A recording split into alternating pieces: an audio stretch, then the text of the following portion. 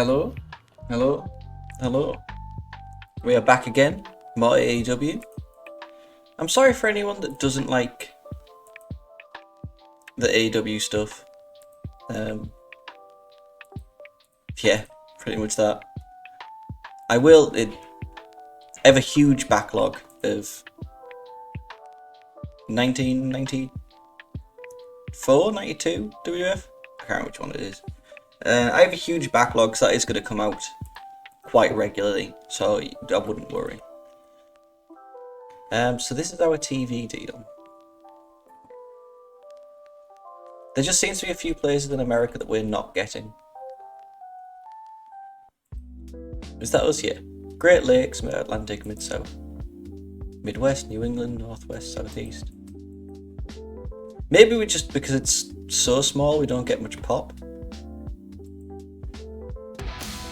Oh! Thank you, Oliver, for the follow. I appreciate that as much as it did scare me. Show more passion. Yes, boss. You know the fucking score, Oliver.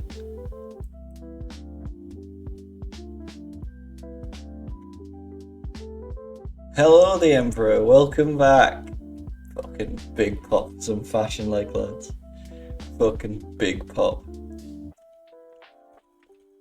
Can we get AEW Dark yet? No, we have to wait 3 months from our debut. When did Dynamite debut? October 2nd. So what do we have to wait for? November, January, February for AEW Dark? Alright. Let's go straight into Dynamite.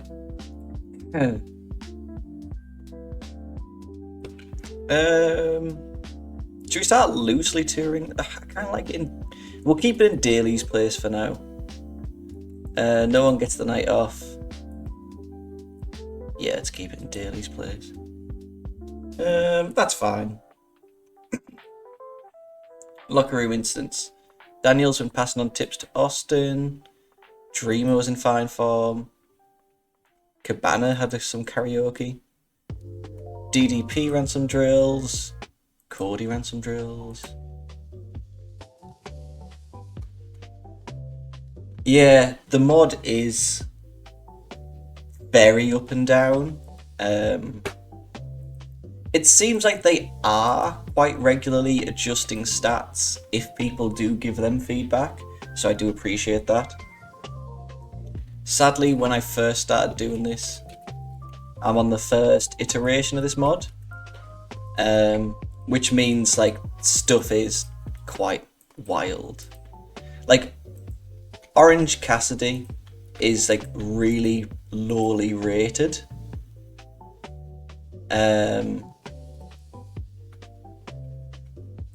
Whereas Cody is getting like mental ratings.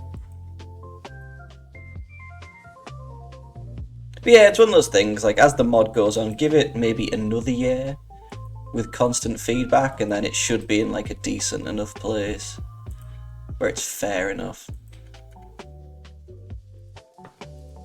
I just didn't want to commit to doing all my work again. Like if we go through stuff, like this looks fair enough, you'd be like, alright, yeah, this is good. This was fine enough, I'll agree with some of that. Like an 88 for a main for this angle, you can kind of understand it. Some of it is like Orange Cassidy defeating Alan Angels. I know that's not great, but 26.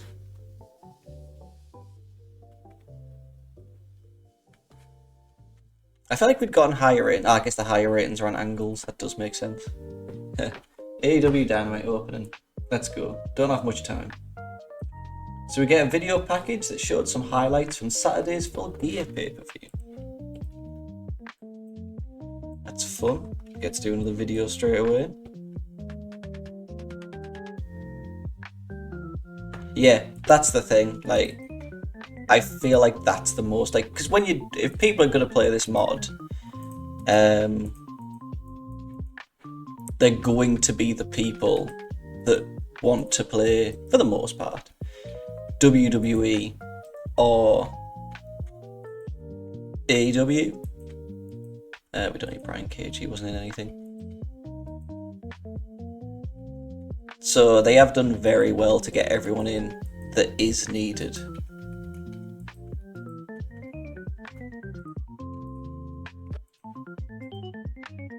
That's what's nice to see. Like when I'm searching for someone and I'm like, oh, is Hook in the mod? Is Brock Anderson in the mod? And they are, and I do appreciate that. So we've got a video package from Full Gear, and starting off right away, we have Jon Moxley against Michael Nakazawa. Instead, we have Jon Moxley. For some reason, TEW against Danshoku Dino.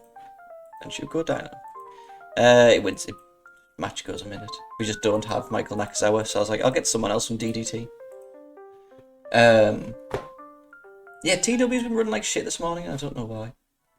Moxley has something on his mind, and it's referring to the fact that Moxley Omega match at Full Gear didn't count towards his win-loss record. Yeah, those are two very solid. I have this, I think it's like 94 save, and a 1970s one, which I'm just doing WWF and AWA, respectively. Which just, the shows are fun, but it's a nightmare to get through like a month.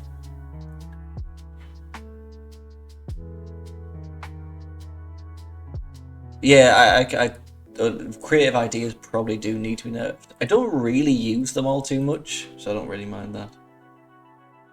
Moxie said if there's anyone in AEW that wants to confront the only man that presents real danger in this ring, let him know.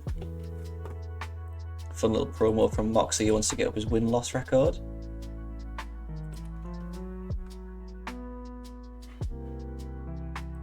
Yeah, we'll just do that. Jon Moxley. We can just have him cut a promo on Kenny Omega. Doesn't need to be that deep.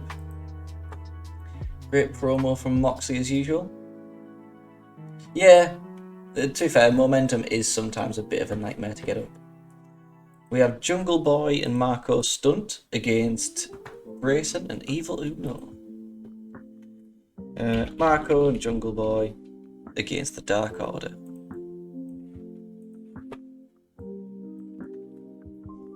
Stunt stumbled as he tried to get up top. Jungle Boy went for a suicide dive but was blocked and hit with a double kick to the head. Grayson picked up Stunt and gave him a backbreaker. Uno picked up Marco, and Grayson went to the top and they had hit a double team blockbuster called the Fatality for the win after 10 minutes. Let's put Evil Uno over Marco. We can probably make this one let's have this one be regular. Let's have the opening match be a wild brawl. Might not be the best place to put it, but Jon Moxley is the king of brawl.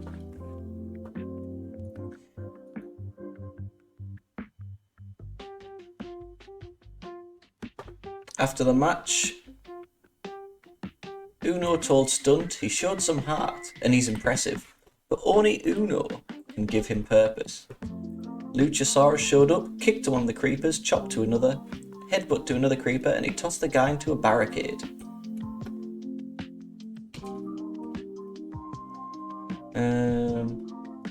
Luchasaurus hugged Jungle Boy and Stunt as the Jurassic Express posed together. Yeah, they like...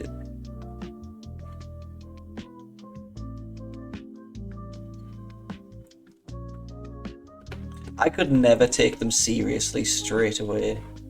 Like, once they got Brody Lee in, that was pretty good. But like, original Dark Order, they were trying to do something different, but it kind of sucked. Even though Tomaki showed some heart. Luchasaurus showed up for the save. Nice. So storyline, the Dark Order, we can add Jungle Boy, Marco, and Luchasaurus. Yeah, original heel Dark Order was pretty rough, if I'm honest.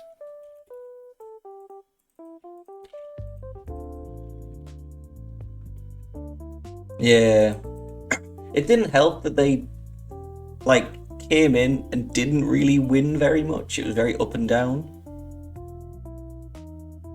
Well, we had Brody Lee at the top, didn't we? And then, sadly, brown bread. Who else am I sticking in? Evil Uno and Stu Grayson. But I will bring in Brody Lee when he does debut. Not fully sure what I'm going to do when he passes away.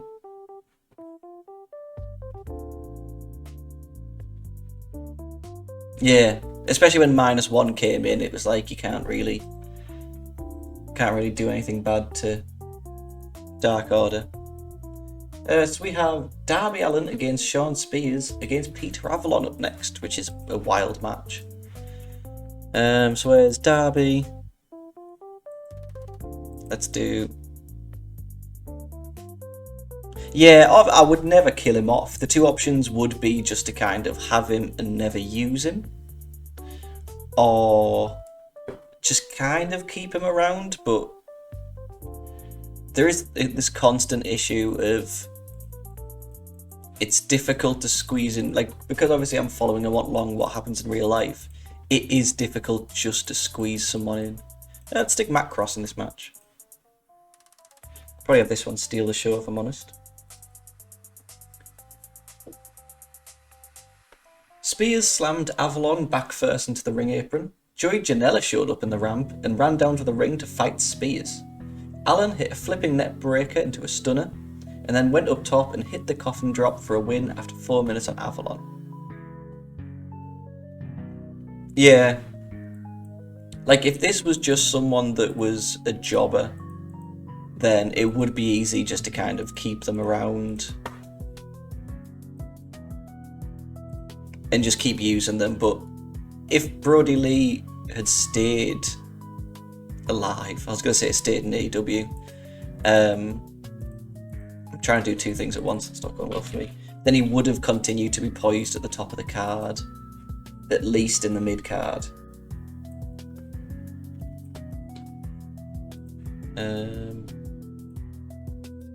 We got Darby to this major, nice.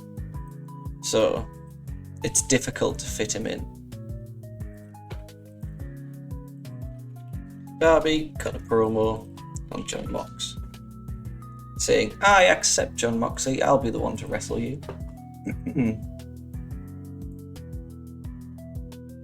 I could maybe send, if I eventually get Ring of Honor, which I'd like to, I could maybe just send him down to Ring of Honor, and he can just be a guy who's auto-booked at the top of the card to be in Ring of Honor. That could work. So we then have Nyla Rose against Danny Jordan. Do we have, I think I hired Danny Jordan. I did. Do we have a nicer picture? I haven't got it, and I haven't really watched anyone play it. It is good. It is an upgrade if you enjoyed playing the previous game. I don't have a nicer Danny Jordan picture. What is Danny Jordan doing? It does feel like an upgrade. There is enough difference to make it feel like an improved and new game. It does feel like the general... Oh, she just completely stopped wrestling in 2022 and then went back in 23. Seems she's in MLW at least. It does feel like there's enough new and enough different that warrants it being an upgrade. Like, I was always going to pay whenever a new TEW came out.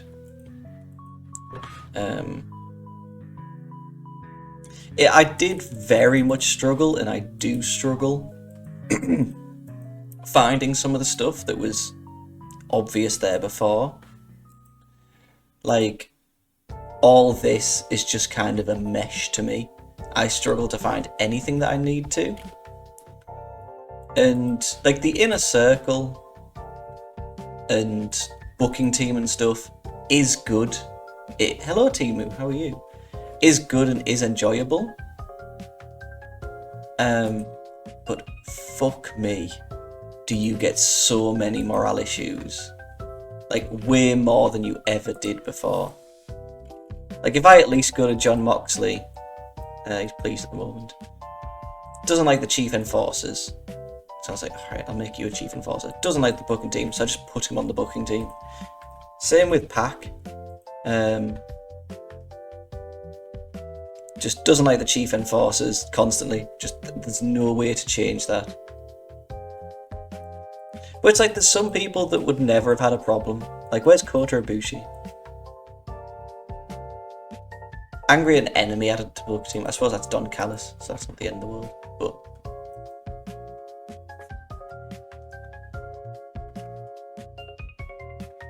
But the angle systems, I don't know how much I use it. Like, there's all these add parts of an angle which I've never touched.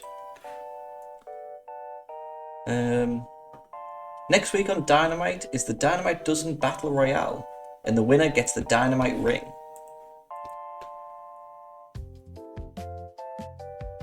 The winner gets the Dynamite ring. Yeah, it's fine. Cool. Just a little hype pre-taped video. Yeah, I feel like TEW 16 to 20, for the most part, was kind of just a reskin. Whereas this does feel like a warranted actual game.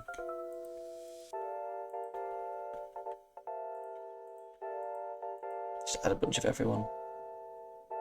Yeah, morale issues can be... I like morale issues when someone doesn't like the booking, or when someone doesn't like the media scope response. It's just like... I don't have another good example, to be fair. Just like people having issues with Chief Enforcers and stuff like that. Like, I feel like it needs to be just nerfed a little bit. So Tony Schiavone is interviews Ali at ringside. Schiavone noted that Ali is 4th in the women's rankings.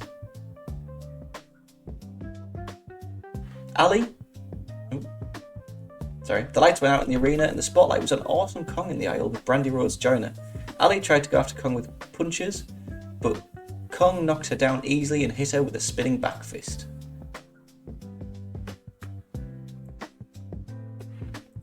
Schiavone noticed that Ali is number 4th in the women's rankings. Lights were out in the arena and the spotlight was on Awesome Kong in the aisle with Brandy joiner. Ali tried to go after Kong with punches, but Kong knocked her down easily and hit her with a spinning back fist.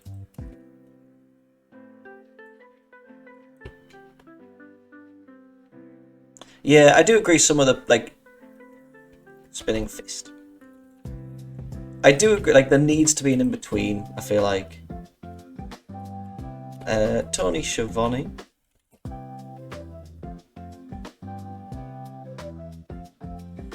Yeah, I do like people coming up, and I do regularly have, like, I've had people be stranded at the airports and rings not show up.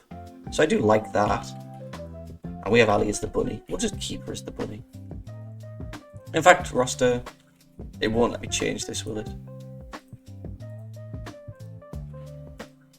Ugh.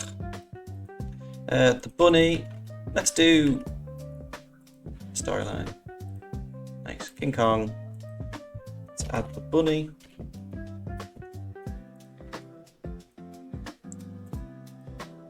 Brandy and Kong. Isn't Kong retiring? Has Kong retired?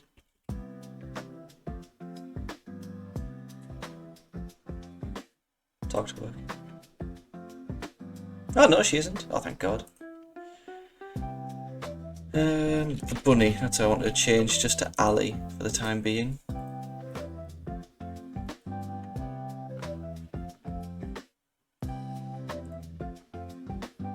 Chris Jericho now chats, making his entrance with the AEW title on his shoulder.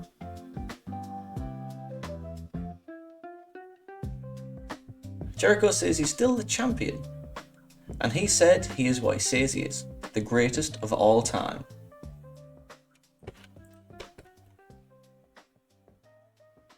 Jericho said he knew he could beat Cody and claimed Cody was a millennial son of a bitch. The lights went out and there was a spotlight on the stage. It's MJF making his entrance in a suit and scarf.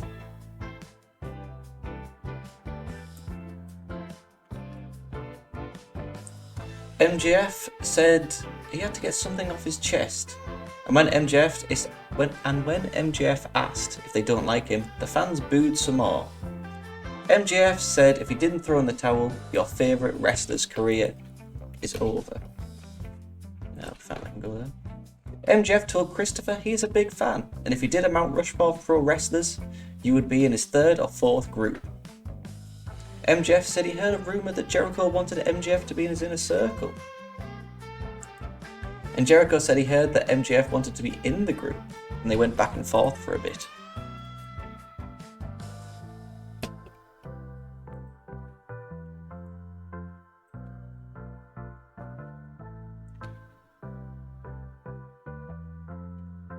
Chris said it's funny how MJF parents saw Jericho beating up Juventud Guerrera 25 years ago on Saturday night, and out 9 months later, MJF popped out. They did a bit of asking each other if MJF wanted to be in the inner circle. They both asked each other who the biggest jackass is in AEW and said Cody Rhodes at the same time. Then Jericho hugged MJF. Nice. Le Champion is Cody supporting, so it's Cody's. I feel like she'll be major in this. Nice. MJF, major, Chris Jericho, major. Solid. Yeah, Ali was great in TNA. It's a shame she isn't being used as much as she could be in AEW.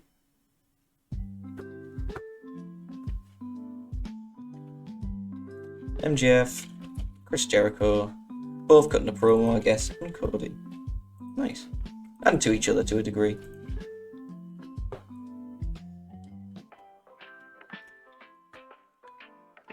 Cody appeared on the ramp, then walked down the aisle wearing a suit. Wardlow showed up in the ring with a clothesline, and he was also in a suit. Wardlow picked up Cody and slammed him off his shoulders. MJF instructed Wardlow to choke Cody with his tie, and Wardlow hung Cody by his tie while on the apron.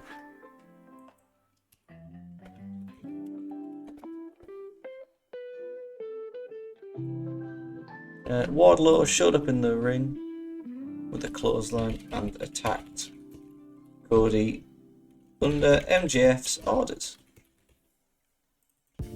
Against Chris Jericho, Wardlow, Cody, MJF.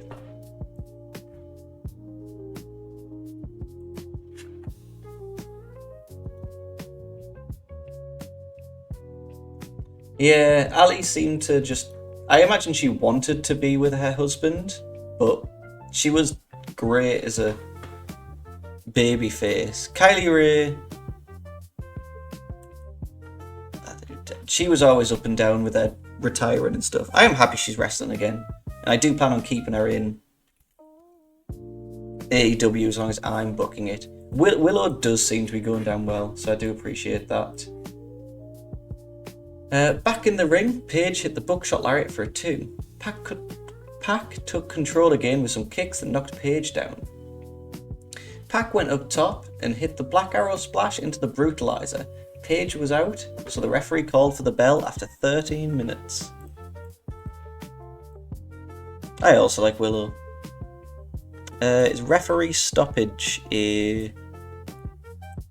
just stoppage, I guess? After the match, Pac held on to the Brutalizer for a few more seconds after the win until the referee made him to release it.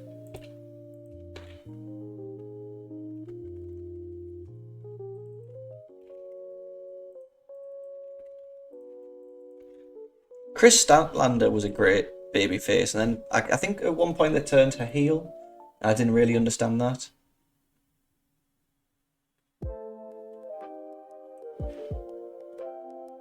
There was a backstage scene of the Young Bucks and Santana and Ortiz brawling. What's going on? Two just can't keep their hands off each other.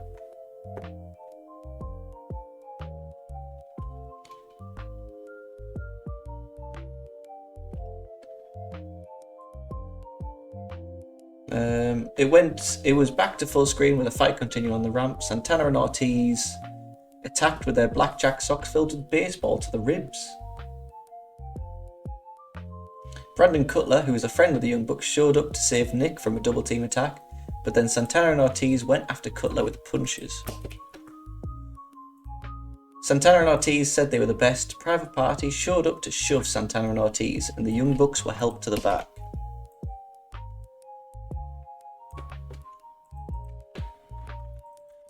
So we have Santana, Ortiz,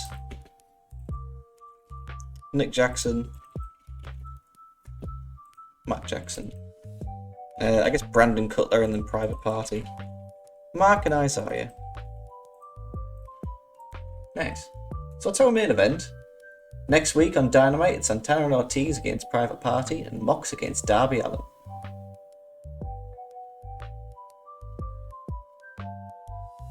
And our main event is Kazarian and Scorpio Sky against Chris Jericho and Sammy Guevara for the AEW Tag Team titles.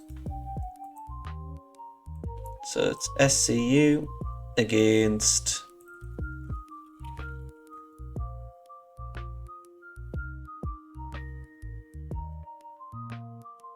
I really like Tony's timeless gimmick. I like a fun gimmick. Chris Jericho and Sammy Guevara.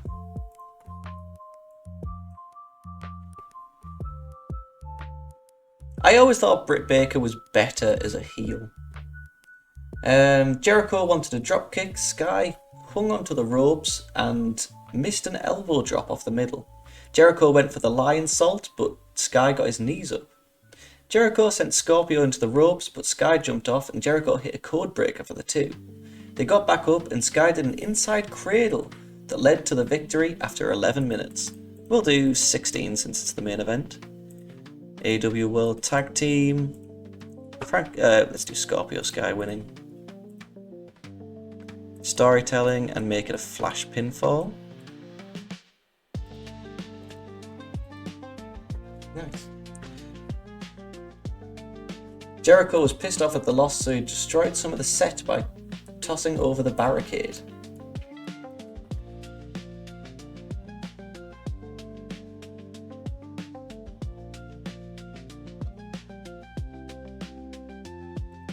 I think wrestling audiences are always a bit mad.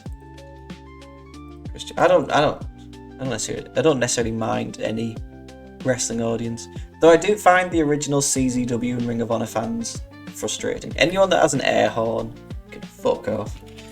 Sammy, Jake Hager, and then Frankie, Scorpio, and Christopher Daniels. Nice. How long have we got? 6 minutes. We could probably squeeze in a quick match. Let's do women's. Is there anyone that could do with moving up? Probably Riho and face. Let's do Riho and Shida taking on heels Aja Kong and Emi Sakura. And we can probably stick Riho over. Nice little match. We can stick that here. And then a quick, let's have a 1v1, we'll have a Wardlow win on the pre-show. Wardlow can beat Brandon Cutler. Very quick Wardlow domination. Book. I'm going to put that on the pre-show. And then similarly, a very quick Orange Cassidy win. Over heel men's. Put him over Lindemann. Why not? 8 minutes should do, with OC going over. I'm looking forward to Orange Cassidy's feud with Chris Jericho. I did quite enjoy that. In a pre-show bout that had subpar wrestling and a non-existent crowd heat, Wardlow defeated Cutler in 122 with a Splash Mountain Powerbomb. Orange Cassidy defeated Lindemann in 743 by pinfall with a Superman punch. We got the AEW Dynamite opening, and a video package highlighted Full Gear. John Moxley defeated Dino in 57 seconds with a paradigm shift in an awkward bout. Mox said if there's anyone in AEW who wants to confront the only man that presents real danger in the ring, just let him know. The Dark Order defeated Marco Stunt and Jungle Boy when Evil Uno submitted Marco Stunt. After the match was over, Evil Uno told Marco that he showed some heart and he's impressive, but only Uno can give him a purpose. Luchasaurus showed up, kicked to one creeper, chopped to another, headbutt to another, and he tossed the guy into the barricade. Luchasaurus hugged Jungle Boy and Stunt as Jurassic Express posed together. In a decent match, Darby defeated Spears and Matt Cross when Darby pinned Cross with a coffin drop. During the match, we also saw Janela run in and attack Spears. Darby did a post-match promo. John Moxley, I accept. Nyla Rose defeated Danny Jordan in 3:49 by submission with a camel clutch. Next week on Dynamite is the Dynamite Dozen Battle Royale, with the winner getting the Dynamite ring.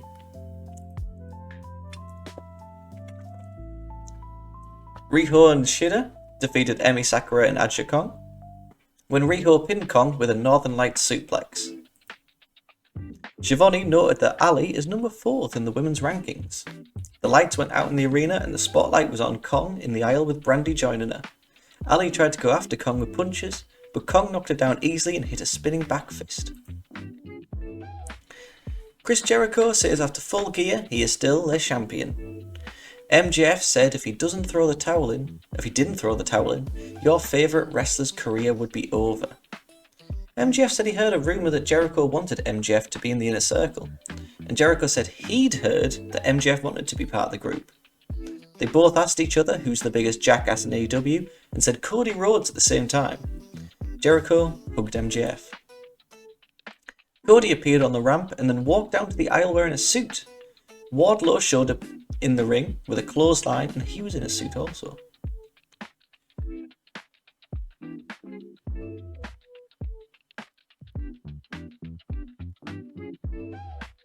Wardlow picked up Cody and slammed him off his shoulders. MJF instructed Wardlow to choke Cody with his tie, and Wardlow hung Cody by his tie while on the apron. T. Great wrestling and good heat. Pac defeated Page in 13-19 with stoppage when Page couldn't continue. After the match, Pac held onto the Brutalizer for a few more seconds until the referees made him release it. There was a backstage scene of the Young Bucks and Santana and Ortiz brawling. Cutler, who is a friend of the Bucks, showed up to save Nick from a double team attack. Then Santana and Ortiz went after Cutler with punches. Santana and Ortiz said they were the best. Private Party showed up to shove Santana and Ortiz, and the Young Bucks were helped to the back. And then our main event, which didn't do very well to be honest, we killed the crowd at the start. SCU defeated Inner Circle when Sky pinned, it was meant to be Sammy Guevara, but I guess it's Chris Jericho, with a quick roll-up to make defense number 2 of the tag titles. Jericho was so pissed off, so he destroyed some of the set by tossing over the barricade. I'll take a 72, we didn't deserve a 72, but I'll take it. I do also like whenever Orange Cassidy gets serious. I think he's a very good wrestler. I also just like his gimmick. I've always liked Orange Cassidy.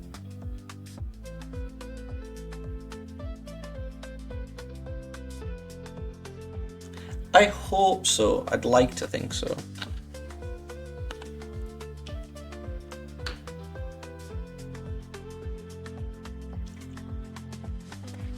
I'll have a quick look at the narratives, but by the looks of it, they have stuck loads of shit in just to seemingly pop themselves, which is fair.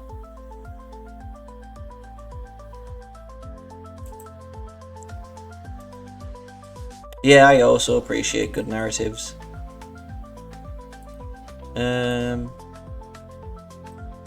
Where is it?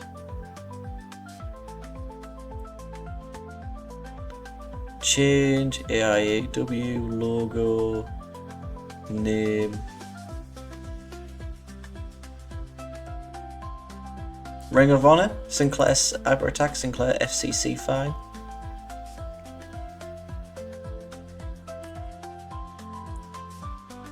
So yeah, the company does go through a very big crash. When's that?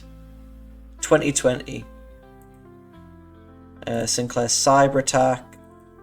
That again drops the financials. Is this real? Did this actually happen?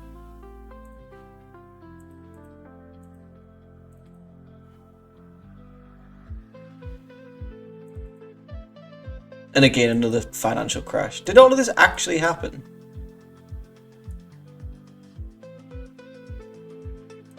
Really? That's madness. And a few title things.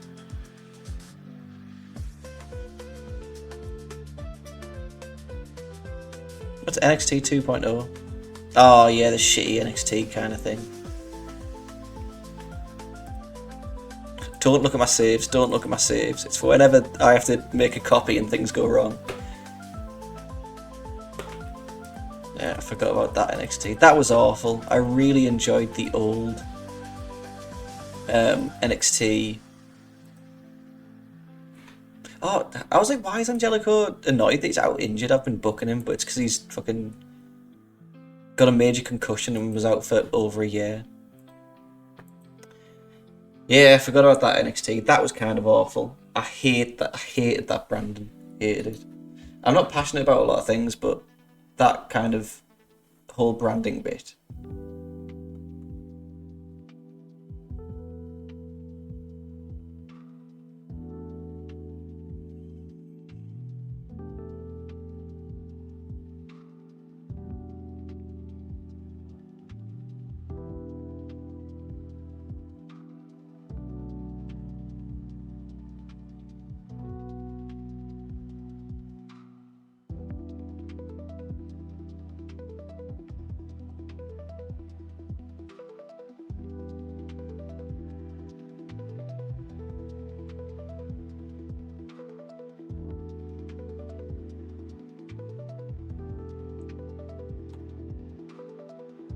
Yeah, it seems like NXT is doing well now, but I'm at a point where I really don't know anyone anymore. Not Kenneth Rothwell. I forgot we have loads of people coming in. So Chris Statlander does debut soon, so you get her in. And then the Buffalo Boys, I think also make their debut soon enough. Not much, but I wanted a few more wrestlers that I can kind of not be jobbers, but be jobbers. I do like the Buffalo Boys.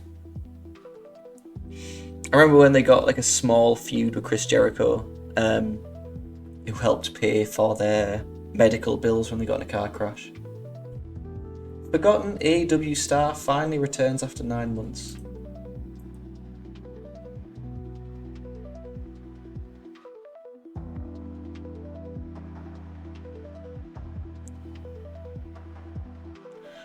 Two people, unrelated, but two people I knew were murdered some time ago. The bodies got discovered. They weren't close people, but I knew them. I thought that said I killed them, and I was a bit like, it was a couple, and the killer was the son of the husband. That's mental. Yeah, there is also just like, oh, why'd you pause the video? Okay. So much wrestling that I can't keep up. I just can't. So for the most part, I just don't bother. Daniel Garcia initially is a face. Oh, please never change, Oliver. Please never change. Who's the forgotten AEW star? Oh, Nick Komoroto? I forgot that he even debuted.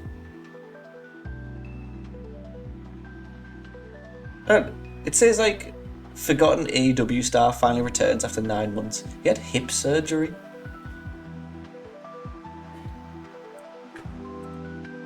We love a clickbait title. We do love a bad boy, Chris.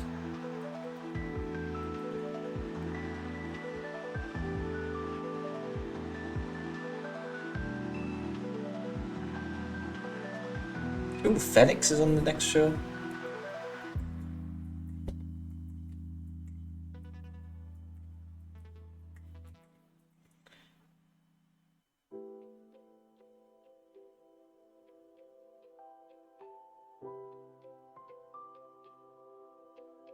Yeah, there is a bunch of people that I'm kind of like, how much do I care about, like Nick Komoroto and shit like that.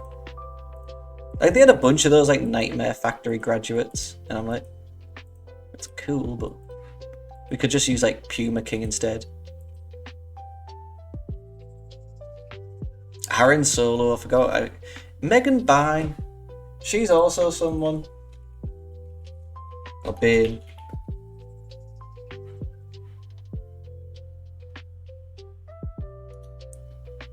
I feel like was Aaron Solo more than Bailey's boyfriend?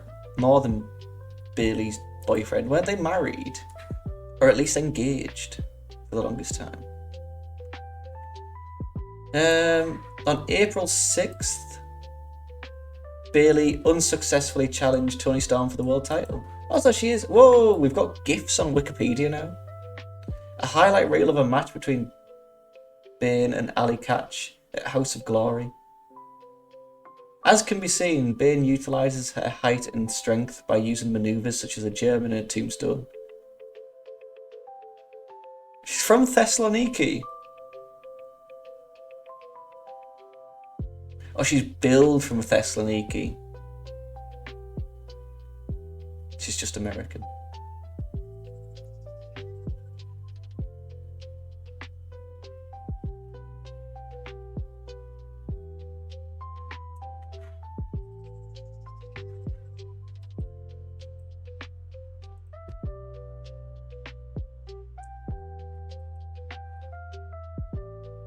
She has a good look.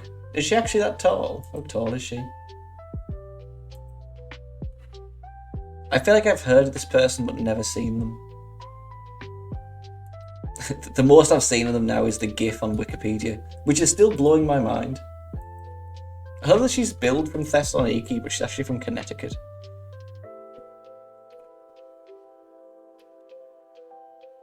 I don't know, like Aaron Solo has some nice shots. I don't think the dude's bad looking by any stretch of the imagination. Former Dojo Pro champion.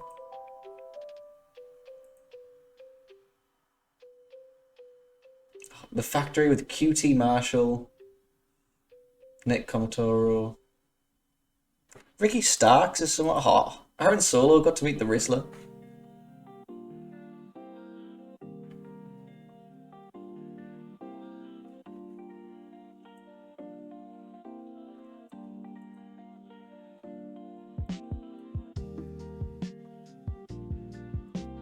I'm just looking through Ring of Honor cards, and there's people like Dark Panther.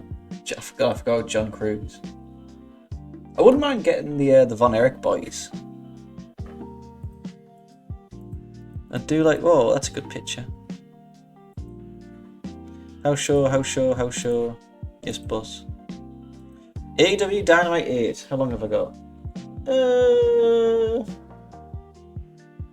About 58 minutes. I want to get 2 through. Happy with Daly's place. We don't need any booking team bits. Locker room.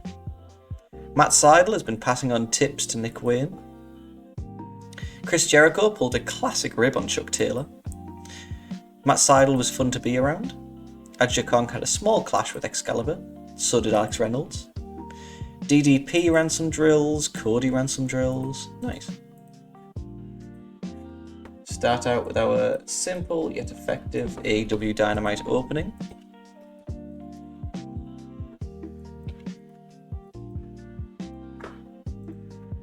Let's just put in the usual guys.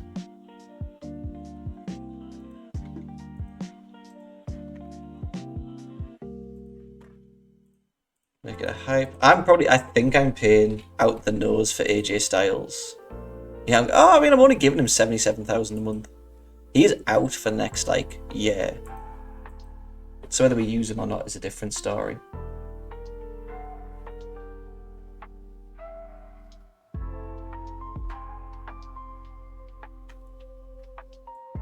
So we get a singles match of Nick Jackson against Phoenix. We obviously have Nick Jackson against Bandido because Phoenix broke his neck. 12 minutes. Regardless, we can make this steal the show. Phoenix crawled to the ropes to break the hold. Phoenix with a back elbow, and he sent Jackson to the turnbuckle. Jackson caught Phoenix, and Phoenix countered the pin attempt for a 2. Phoenix jumped up with a super kick followed by a spinning kick. Had Nick on his shoulders for a muscle buster slam into a pinfall for 12 minutes. One thing I will say about the Bucks is they were very good at losing. I take Matt Jackson, the road agent. Like, they were two dudes. I understand it's their company, whatever.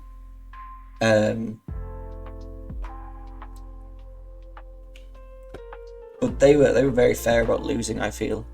At least at the start. Post-match, Nick Jackson wanted a handshake. Phoenix walked up to him, he looked at him about to shake it, then he didn't. Check that to Bandido.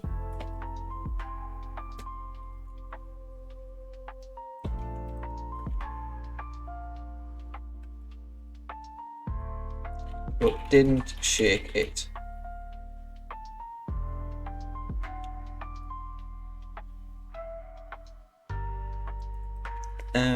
Nick Jackson and Bandido.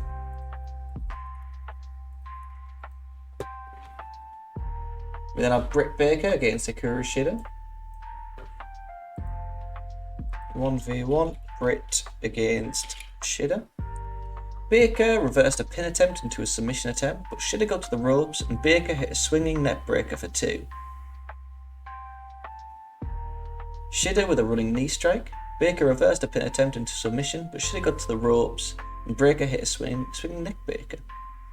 Shaker did a dreaded eye poke followed by an inside cradle. Shida hit a Falcon Arrow for the 2. Another running knee attack to the head of Baker for the win after 10 minutes. Oh, I forgot she had a broken jaw. She can do this match. She'll be fine. Regardless, the match isn't going to do very great.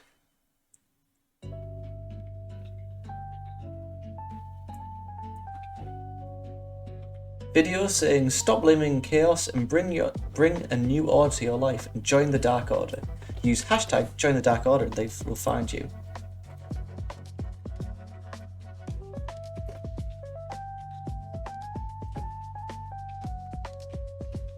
Use hashtag join the Dark Order. Evil Uno. Let's do a bit of character development. Character development video pre-taped should be fine. Nice. Dynamite Dozen Battle Royale is up next. There'll be 2 winners for this match. And those 2 people will have a match next week. Is there a way we can do like a 5-person Battle Royale and I'll just do 2?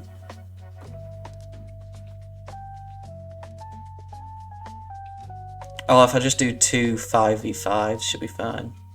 Oh, can we do 6? 8-way, 7-way? Yeah, let's just do 2 6-way eliminations, and then that'll be easier instead of 2 winners to a Battle Royale. So we have Hangman Page up in the first one, taking on Chuck Taylor, Orange Cassidy, Kip Sabian, Jimmy Jacobs, and Jungle Boy. How long did the match itself go on for?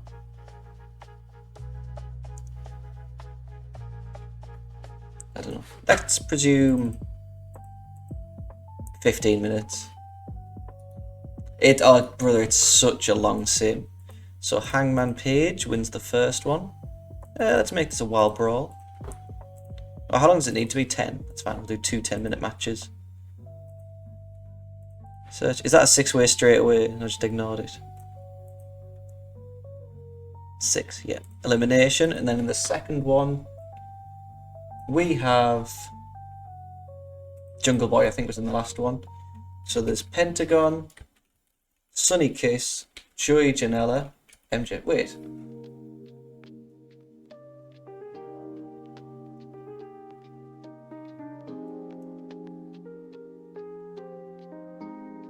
Why is it called the Dynamite Dozen if there's only 10 people? That's alright. Let's add Joey Janela, Marco Stunt, MJF, and Billy Gunn. And this one is won by MJF.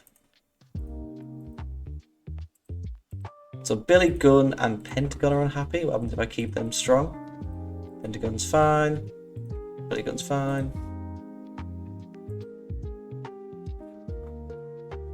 Yeah, I just guess it's a reference. Maybe they've missed someone. Anyone. Anyway. MJF left with his buddy Wardlow, who's making angry faces. And Paige was in the ring. The referees made sure there was no fight.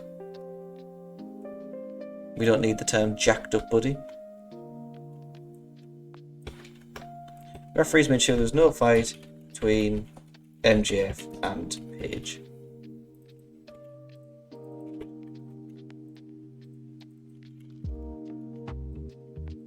That's fine with me. 3.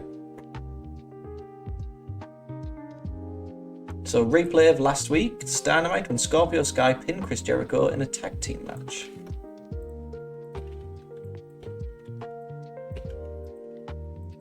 Let's have Christopher, Sammy, Frankie, Scorpio. So then Chris Jericho makes his entrance.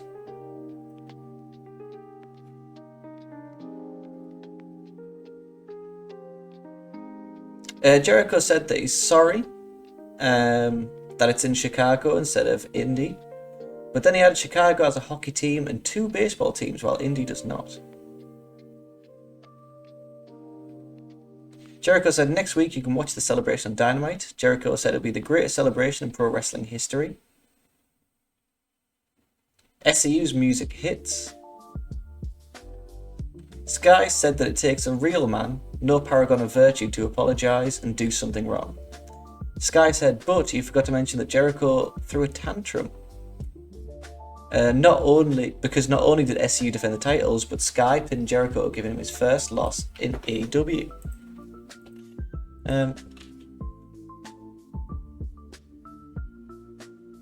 Sky said Jericho threw a tantrum because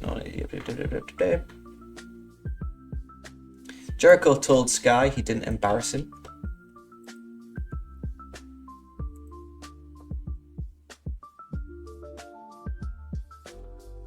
Jericho said he's greatest of all time and he'll have a singles match against Sky.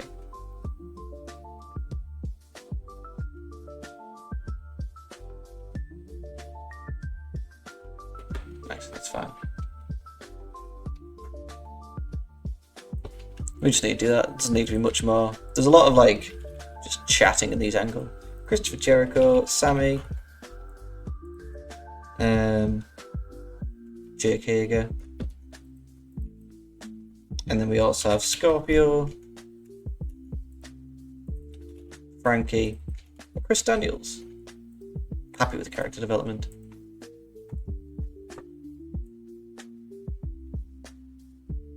And then they just have a bit of a brawl, all's fine, and then it's Luchasaurus against Peter Avalon. Where is Luchasaurus? Is he recognisable? Is he well known? No, must be unimportant then. There he is. He can take on heel, male. No, probably not. Let's have him take on Peter Avalon, why not? Luchasaurus picks up this win in 30 seconds.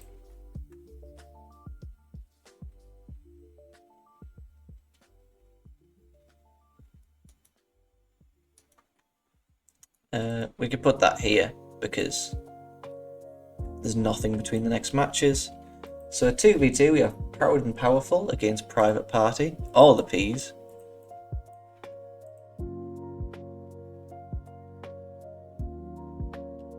Yeah, I understand that. It's annoying.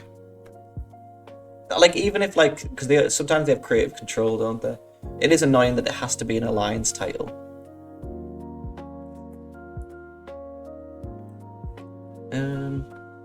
Santana tagged in with a pump kick to the face, followed by a cutter off the ropes for 2. Santana had a slapjack with baseballs in the socks, but Nick Jackson ran out to the ring to take it from Santana.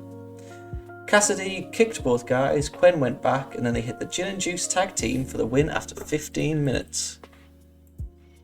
So Cassidy, let me keep Santana and Ortiz strong.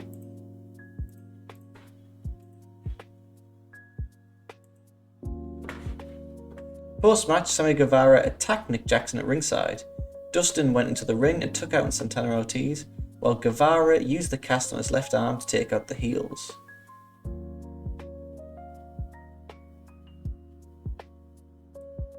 Dustin and Nick raised the arms of Private Party as the winners of the match.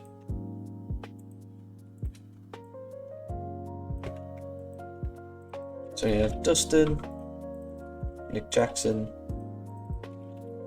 Isaiah, Mark, and then Santana and Ortiz.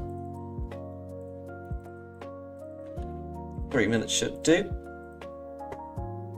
Next week it's MJF against Adam Page, Cody returns, Omega against Pac, and Jericho defends the title against Sky.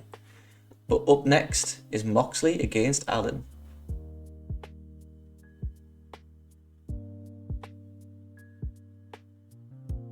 Kenny Omega says his path to redemption starts next week. Yeah, I would like it. It is quite hard to do a territory save. Kenny Omega cutting a promo on Jon Moxley.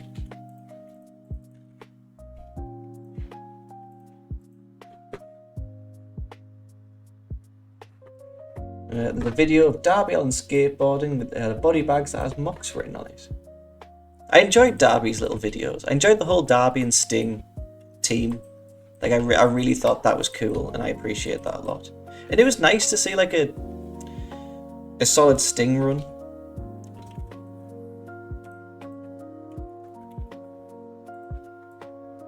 I thought it was a perfect way for Sting. Yeah, it would be nice if bookers had their own personal things. Their own kind of traits that they would bring. Jon Moxley and Darby Allin. Allin went up top. He jumped off the top with a coffin drop, but Moxley caught him in a rear naked sleeper. Allin countered it into a pin attempt for the 2. Please don't. We don't mention Joker Sting here. Moxley went to the turnbuckle. Allin followed. Moxley bit him in the head, and Mox hit the Paradigm Shift DDT off the middle ropes. Moxley then covered Allin for the pinfall win after 12 minutes. Now, make it the main event, so it can be 16. Jon Mox wins. Storytelling match.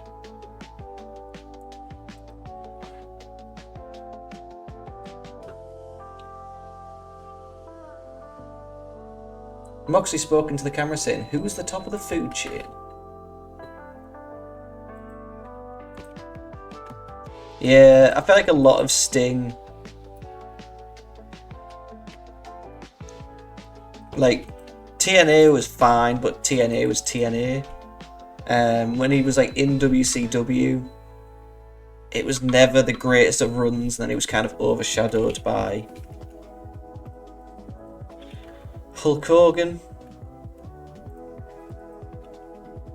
And then in WWE, I loved his match with Seth. I thought it was very cool.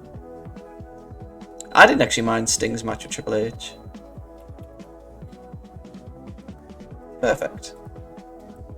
Let's have a couple of pre-show matches. Let's have Wardlow and heel male.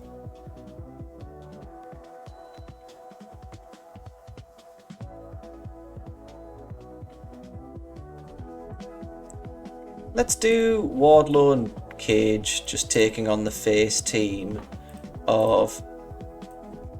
let's do Dino and QT Marshall. Nah, it's fine. You can wrestle with your cracked tailbone.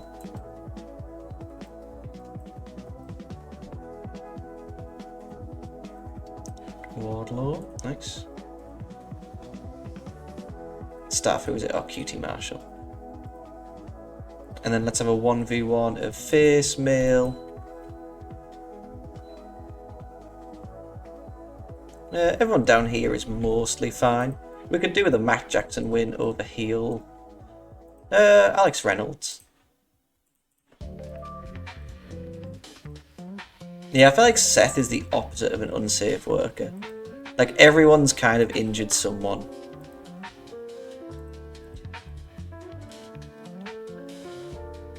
Let's have the Dark Order take on face men.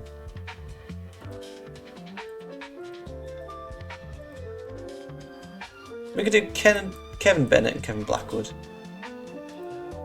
How long do we need? 8 minutes. 6 will do. Stick Evil Uno over. Oh, sorry, I must cut 16 minutes. Gosh, sorry.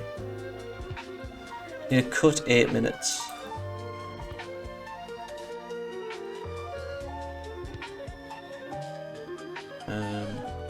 Perfect.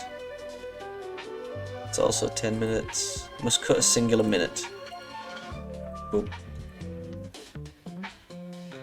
And what do we need? Brian Cage wrestling while injured. Britt Baker is wrestling while injured.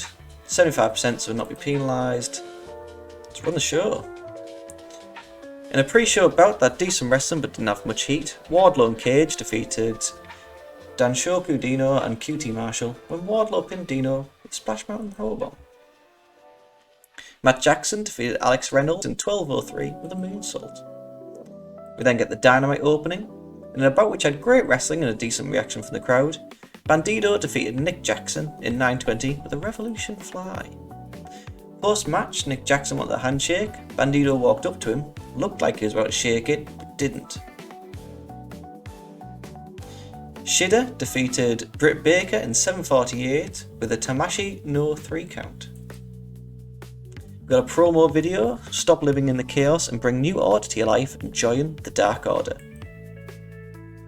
In a decent wild brawl, Paige defeated Chuck Taylor, Orange Cassidy, Kip Sabian, Jimmy Jacobs and Jungle Boy, when the order of elimination was Jungle Boy first, then Kip Sabian, then Orange Cassidy, then Taylor, and finally Jimmy Jacobs. Straight after that, MJF won an elimination match, when the order of elimination was Sonny Kiss first, then Marco, then Mr. Ass, then Janela, and finally Penta. MJF left with Wardlow, who's making angry faces, and Paige was in the ring. The referees were there to make sure there was no fight. We get a replay of last week's Dynamite when Sky pinned Jericho in a tag team match. Luchasaurus defeated Peter Avalon in 39 seconds, and Sky said that Jericho threw that tantrum not only because SCU defended their titles, but because Sky pinned Jericho, giving him his first loss in AEW. Jericho told Sky that didn't embarrass him. Jericho said he's the greatest of all time and he'll have a singles match against Sky. Private Party defeated Proud and Powerful in 13:47 when Isaiah submitted Ortiz. Post-match, Guevara attacked Nick Jackson at ringside. Dustin went into the ring and took out Santana, Ortiz and Guevara while using the cast on his left arm to take out the heels. Dustin and Nick raised the arms of Private Party as the winners of the match. Omega said his path to redemption starts next week, and we get a video of Darby Allin skateboarding. He had a body bag with Mox written on it. In a bout which had great heat and good wrestling, Mox defeated Darby Allin in 16:11 with a paradigm shift. Mox spoke into the camera, "Who's the top of the food chain?" It's the Predators. 6 failed to grow it in 4 because of we've reached our top. Fair. Alright, might have to quickly run through the next one. And then it is lunchtime. Oh, it's Thanksgiving! Live from Chicago, Illinois is AEW's Dynamite.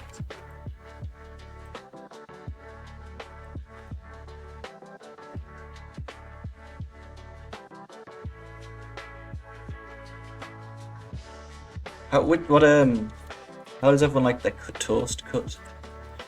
I like mine little triangles. Though today I had my toast in 2 rectangles. I never eat it as a full slice, and I don't know why. Bandido needs time to heal. Let's carry on to the next show.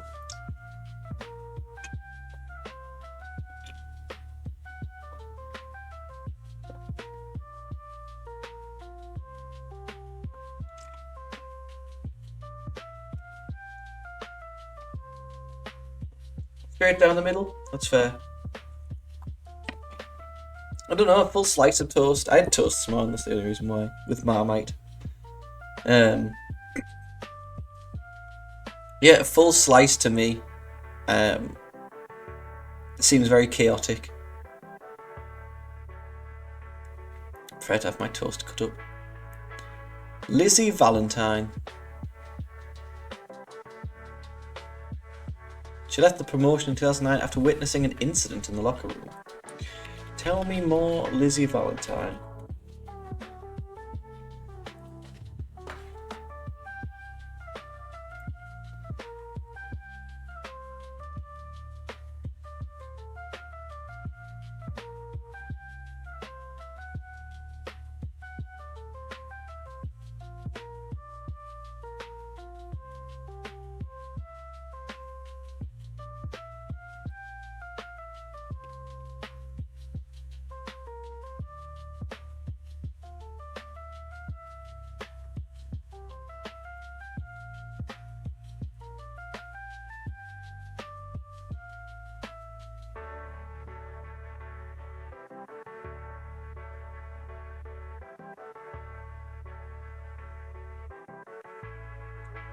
Juventud Guerrera and his girlfriend Lizzie Valentine are working very hard to get back in the AAA promotion. The talent doesn't want Guevara back, mainly because he managed to alienate most of the roster. They also don't like his attitude or are upset at him no-showing Triple Mania. Fair.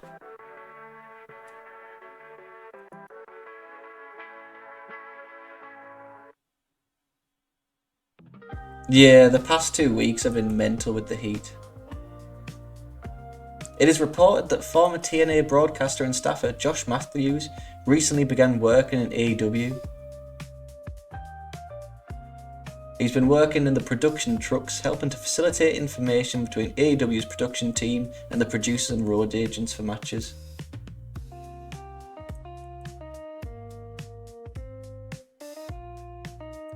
Nice.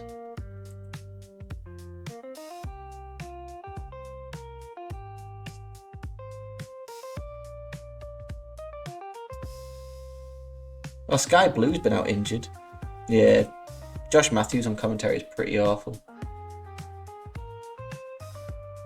Jon Moxley has a total of 548 days as AEW World Champion, more combined days than anyone in history. It's pretty interesting. And Hulk Hogan shares lofty goals for his Real American Freestyle Wrestling. Wants it to be bigger than WWE or UFC. Yes, it is. It's freestyle wrestling and it's professional now because we get to pay the athletes. Izzy is our linchpin. He has trained all the Olympic athletes and all the NCAA champions, all the college kids that really have made it. He was our source to pull in these great athletes and get everyone signed. Our goal is not to be a competitor with Dana White in the UFC or the WWE, but to be big or bigger because this is an undeserved market. Yeah. Of all the delusional crap Hulk Hogan has said over the years, this ranks somewhere in the middle.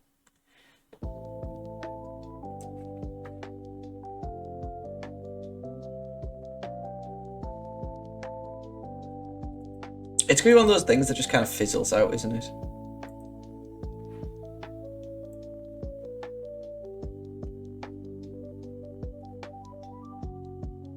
Rikishi was proud of Jacob Fatu after WrestleMania 41 win.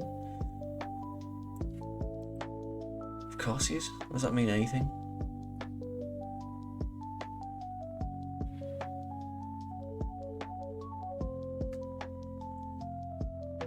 There's been recent cuts inside WWE's photography and creative services. Indy Hartwell also made her TNA Impact debut, says she wants to be the Knockout.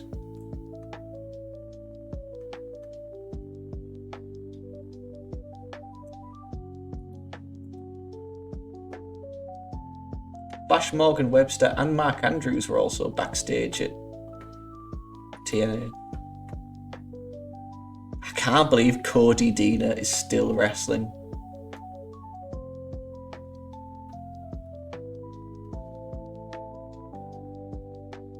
WWE has also abandoned the trademark for Edge in terms of wrestling performances. WWE, though, still has an active trademark for Edge for merchandise. Yeah, no one wants Tessa Blanchard. She's got more heat than a fucking microwave. Ooh, Shana's gave birth. I didn't even know she'd gone on maternity leave. Alright. AEW 9. We can squeeze this in quickly before I have to go. No one gets the night off. Happy with Daly's place. Nope. Pick best. There we go. Pre-show instance. Kylie Ray has been stranded at the airport.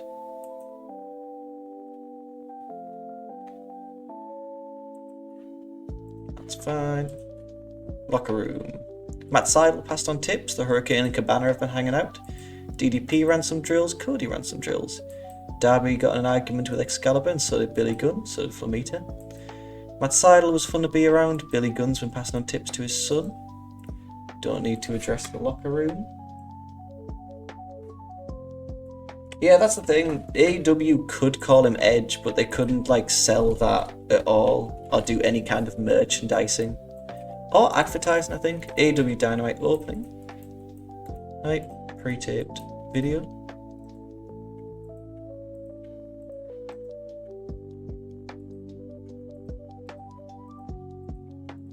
Nice. Book. That's fine. Now we have the Chris Jericho's Championship Celebration. Jericho introduces us to his best friends in the entire world, the Inner Circle.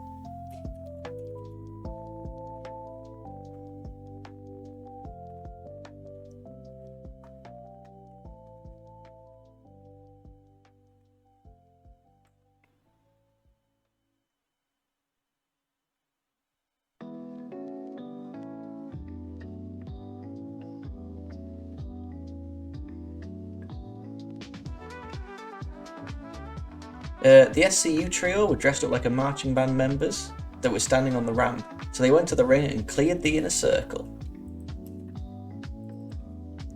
Chris Jericho, Santana, Ortiz, Jake Hager, Sammy, Millsap, Chris Daniels, Scorpio, and Frankie Kaz. Nice. And then we open up with Best Friends against the Lucha Brothers.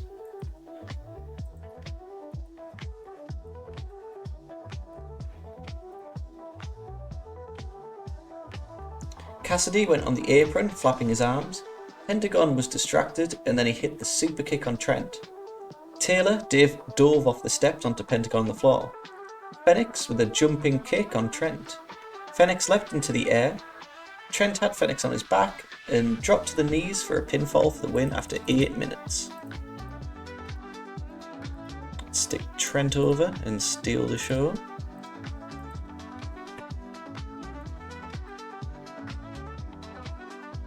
We don't have another angle between matches, so we'll just do this.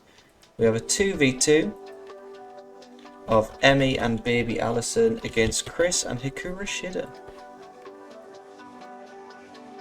Statlander with a Falcon Arrow for 2. Sakura with a cheap shot using the microphone stand. Priestley with a back suplex on Statlander. And Sakura with a La Magistera cradle pin for the win. The crowd booed. Fair. When was it? Like 8 minutes. Let's stick Baby Allison over. John Moxley was backstage. Moxley said he declared war on everyone in AEW.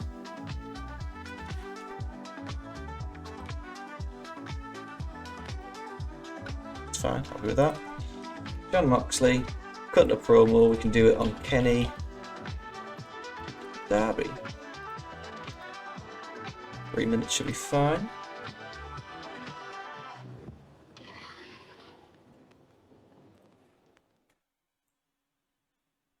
We then get a quick Cody match in 2 minutes where he gets a win over Matt Nix.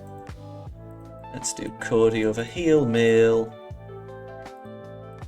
Let's do a young 14-year-old Nick Wayne's maybe a bit much.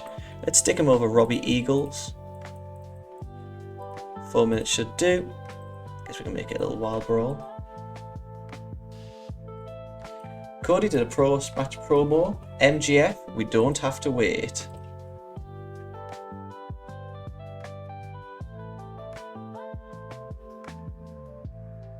Cody looked up at the ramp and there was a guy emerging from under the ring. It's the Butcher, the Blade, one of the worst calls in AEW history, and I love the Butcher and the Blade. It's the Butcher, the Blade, and the Bunny. They start attacking Cody.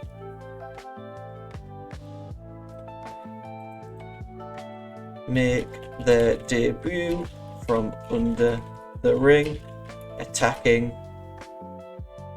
Cody. I do like the Butcher, the Blade, and the Bunny, if I'm completely honest.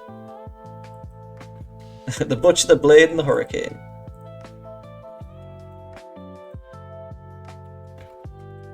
Cody, cutting a promo. Like Andy Williams, I think is class, if I'm honest.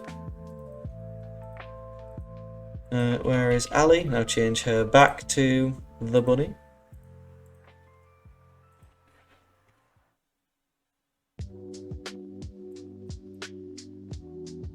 We then have Pac against Kenny Omega. I would make the Butcher and the Blade my tag team champions. Pac went for the Black Arrow off the top, but Omega moved and Pac hit the mat. Omega with a V-trigger knee, but Pac got out of a one-winged angel attempt. Omega countered a Pac move for the 2 count, then he did it again and held Pac down for the win after 12 minutes.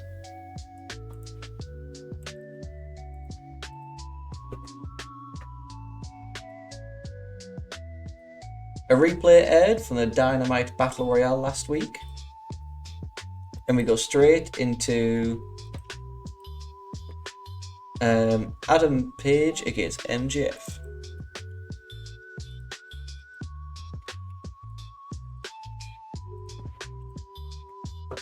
Is the Dynamite, do we have a title? No, not edit. Oh, we can. AEW. So we don't have like the Dynamite. No, that's fine. We don't need to make it like a title. Add a match. We have the Dynamite Diamond Ring Finals of Hangman Page against MJF.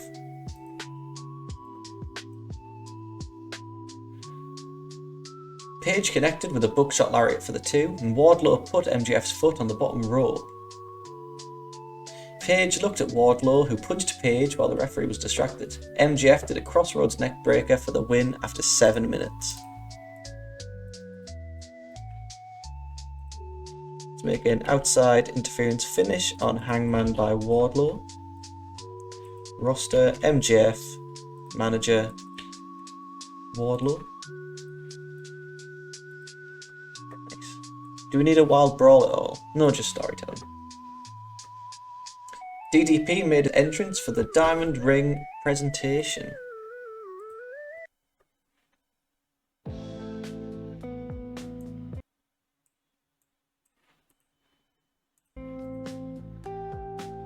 Page told MJF some of his actions have been very disappointing to him.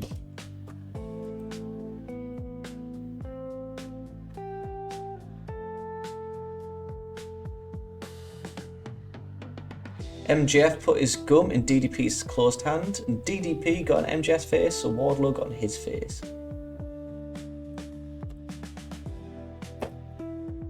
So we have MJF, Wardlow in non-speaking role, and DDP. We then have a Dustin Rhodes promo. Rhodes said that Jake Hager broke his arm and now he's out for blood.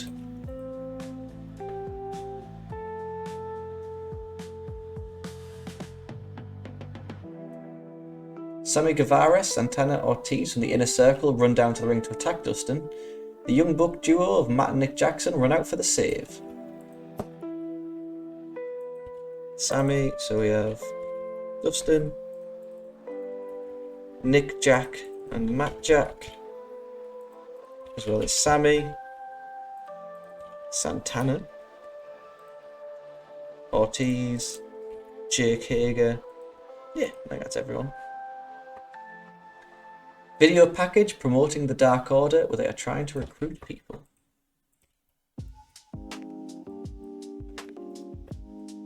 Character development, pre-taped video. Let's make this about 2 minutes of Evil Uno and Stu Grayson. And then we go on to the main event of Chris Jericho against Scorpio Sky.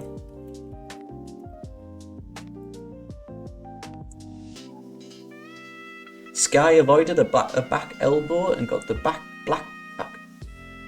Sky avoided the back elbow and got a backside pin for 2. Jericho blocked a kick, then turned it into the Lion Tamer. Sky tapped out. We went 13 minutes, we can make it 15. It's not going to be our best of main events. Chris Jericho, storytelling. Jericho put Sky in the Lion Tamer again. John Moxley's music hit and Moxley walked down the steps. Moxley stood at Jericho from a distance and Jericho started staring at Mox as well.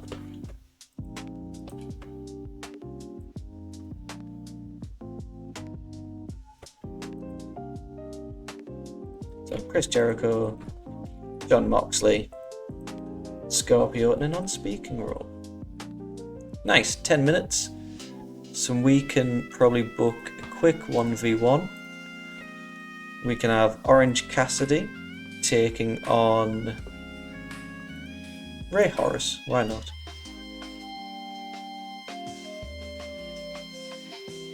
OC goes over. Ray Horace, we can just give you some money. What does book analysis say? Ray Horace is unhappy, that's fine. Let's have a pre-show 1v1 of Wardlow taking on face Andrew Everett.